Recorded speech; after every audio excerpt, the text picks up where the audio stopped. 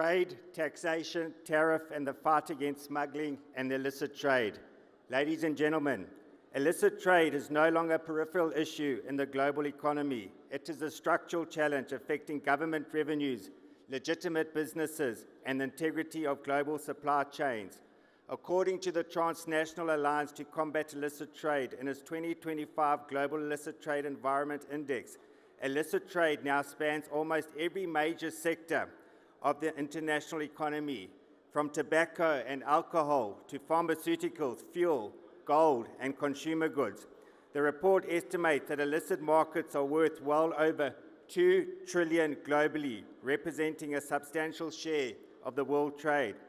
This phenomenon undermines public finances, distorts markets, and empowers organized criminal networks, but it also raises a deeper policy question. How do governments design trade, tax, and enforcement systems that protect legitimate commerce whilst discouraging illicit activity? My remarks today draw on experience of South Africa, but the lessons are relevant to many countries confronting similar dynamics. South Africa today illustrates a striking divergence between two economies. The legal economy has struggled to grow, expanding at less than 1% annually in recent years. At the same time, the illicit economy has expanded rapidly, growing at an estimated 6% per year and flooding the market with illegal cigarettes, alcohol, gold, fuel, and counterfeit goods. This divergence is not accidental. It reflects the interaction between tax policy, trade policy, and enforcement capacity. Consider the example of tobacco taxation. In South Africa, excise duties on cigarettes and related products have increased steadily in recent years, almost always above the rate of inflation. The policy rationale is understandable. Higher taxes are intended to reduce consumption for public health reasons. However, the outcome has been quite different from what policymakers intended. A legal compliant pack of cigarettes in South Africa now sells for roughly 35 Rand, about $2 or more.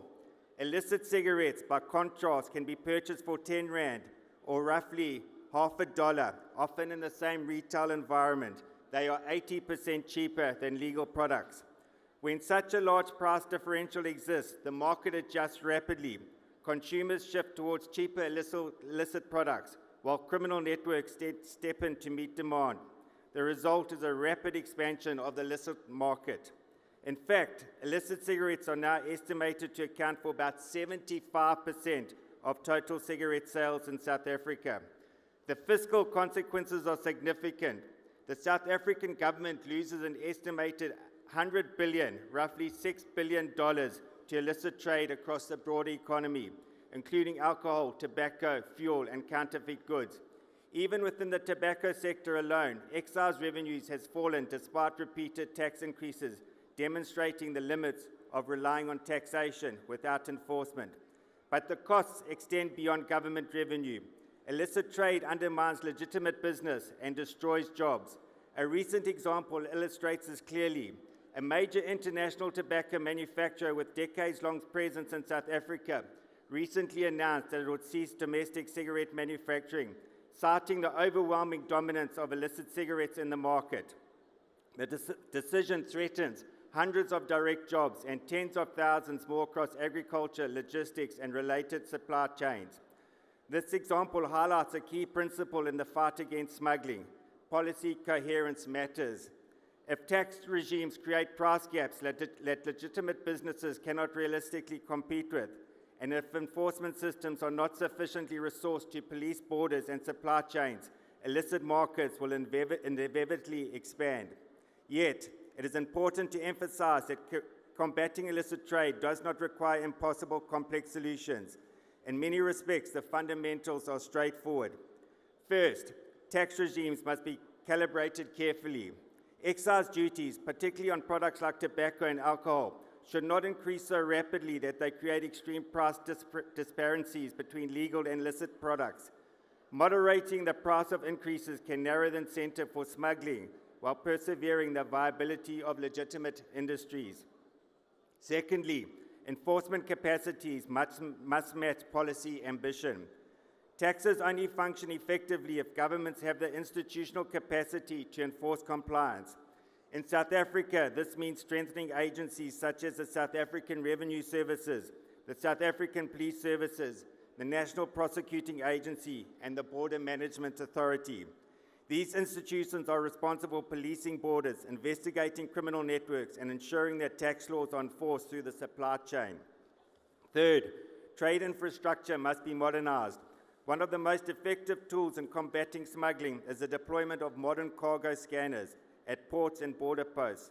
Advanced container scanners, risk-based cargo inspections, and integrated customs intelligence systems dramatically improve government's ability to detect illicit shipments before they enter the domestic markets.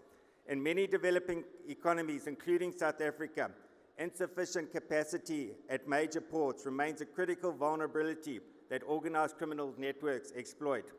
Fourthly, international cooperation is essential. Illicit trade is inherently transnational. Smuggled goods often cross multiple jurisdictions before reaching consumers. Intelligence sharing, customs cooperation, and coordinated enforcement operations between countries are therefore essential components of any effective response. None of these measures alone is sufficient, but together they can form a coherent strategy. The central lesson is that the fight against illicit trade is fundamentally about balance. Tax policy must pursue legitimate policy objectives, whether fiscal revenue or public health, without unintentionally empowering criminal markets. Trade systems must facilitate commerce while maintaining robust safeguards against abuse. Enforcement agencies must be adequately resourced and technologically equipped to keep pace with increasingly sophisticated smuggling networks. When these elements align, legitimate businesses can compete fairly, governments can collect the revenues that they are due, and consumers can be protected from unregulated and potentially dangerous products. But when they fall out of alignment, when taxes rise faster than enforcement capacity, or when borders remain porous, while price incentives grow, illicit market and smuggling expands rapidly. The stakes are significant. Illicit trade does not merely deprive government of revenue, it corrodes state institutions, undermines the rule of law, and displaces legitimate economic activity. For countries like South Africa, desperately seeking growth, investment, and job creation, allowing the illicit economy to expand unchecked is simply not sustainable. The good news, however, is that progress is possible.